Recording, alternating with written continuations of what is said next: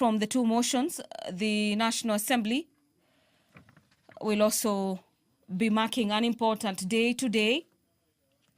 One of its directors will be retiring.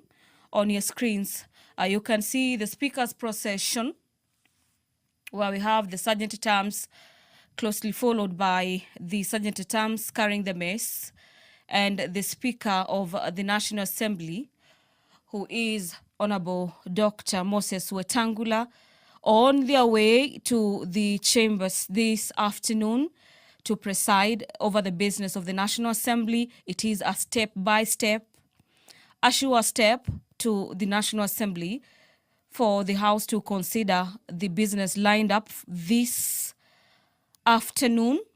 One of the directors, and she is Mrs. Florence Abonyo, is in that procession of the Speaker, this being a way of respect for the 34 years that she has served the National Assembly.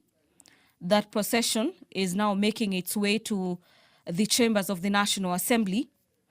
And our dear viewers, if you're just asking yourself, Mrs. Florence Abonyo Speaker has been the Director for Audit, Appropriations and General Committees at the National Assembly.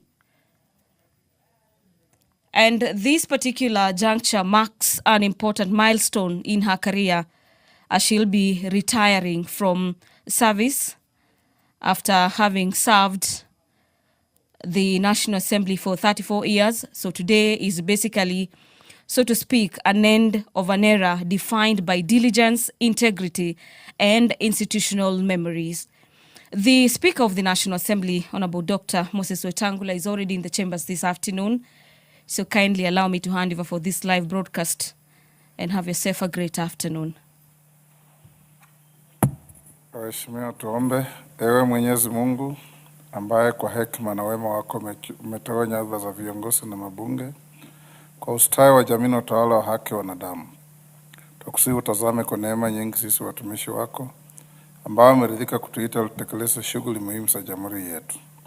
Tunakuomba uteremshie baraka zako sisi tuliokutanika hapa, na utujalie tuyatende na kufikiria mambo yote tutakayofikishwa mbele yetu kwa njia ya haki na uaminifu, ili utukufu na sifa zako siendelezwe, na ili kustawisha amani, ufanisi na heri ya nchi yetu na wale ambao haja zao umezikabidhi mikononi mwetu.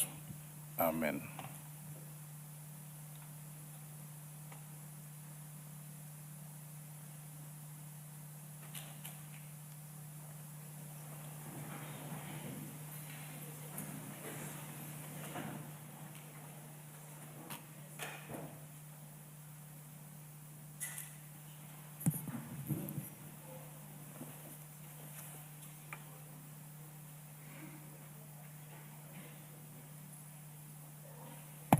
Sergeant, ring the quorum bell.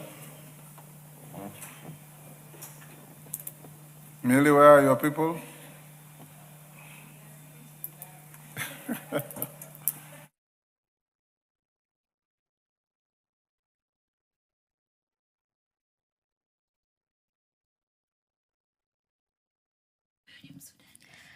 Well, that has been a directive from the Speaker of the National Assembly, who is currently presiding over the business of the House this afternoon, for the quorum bell to be rung for a few minutes to allow the House to properly curate to commence business. We need at least 50 members of the National Assembly to be present in the chamber for the House to commence with its consideration of business before it. Before I handed you over, I was just telling you about Mrs. Florence Abonyo, who will be retiring from service after having served Parliament for 34 years. And to just take you through her prolific career that has spanned for over 3 decades, Mrs. Abonyo stood at the center of the parliamentary oversight, guiding various committees through complex audit processes and appropriation reviews with matters precision and authority. Her work has strengthened accountability frameworks and safeguarded the credibility of Parliament's financial scrutiny's mandate. Her colleagues deem her as one who is a fair, meticulous, and deeply committed public servant, owing to her dedication and prowess during her delivery when she has been serving as a director of committees. And this is from the year 2012 all the way to the year 2026. She was appointed on the 12th day of October, the year being 2012, by the Parliamentary Service Commission as a pioneer director, Committee Services, National Assembly, in the advent of the bicameral parliament. She has been responsible for the setting up of structures for new directorates, coordination, and matter supervision of the functions and operations of the 33 committees at the National Assembly. You can see them. You can see the clerks on your screens. And she is among the clerks who will be assisting the speaker in this afternoon session. So basically, this afternoon session is a way of giving her the respect and showing her that her services have been appreciated by the National Assembly for the 3 decades that she had been serving the House under the various positions. And key among them is the Director of Audits and Appropriations, as well as General Committees. Among her notable assignments is the inaugural vetting process of cabinet secretaries by committees on appointments in the year 2013 under the current constitutional dispensation.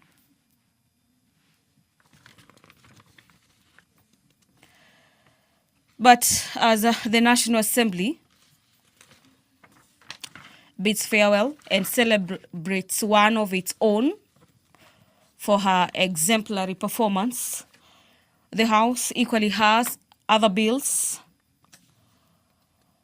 as well as agenda for consideration this afternoon.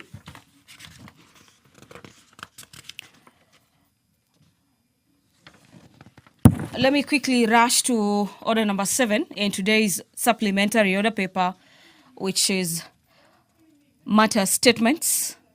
And these statements are pegged on the standing orders of the House, standing orders number 44, subsection 2C of the National Assembly, where members have an opportunity to request for statements.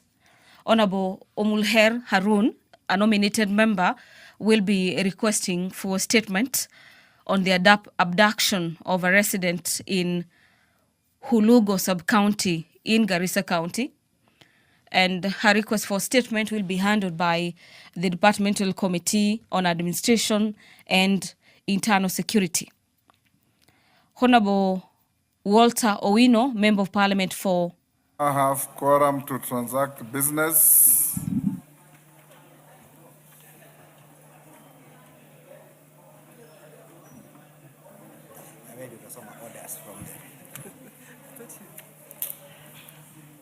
Clerk.